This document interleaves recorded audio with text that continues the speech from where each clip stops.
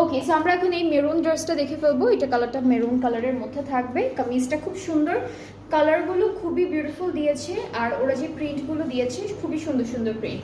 So এটা হচ্ছে আমাদের কামিজের প্রিন্টটা, এটা হলো কামিজের পার্টটা। এরপর প্যানেলগুলো দেখাই। এটা দামানে যাবে, ফ্রন্ট আর ব্যাক পার্টের। এটা স্লিভসে যাচ্ছে ভি শেপ করে, এটা নেকে যাবে। 3টা প্যানেল আছে এই যে।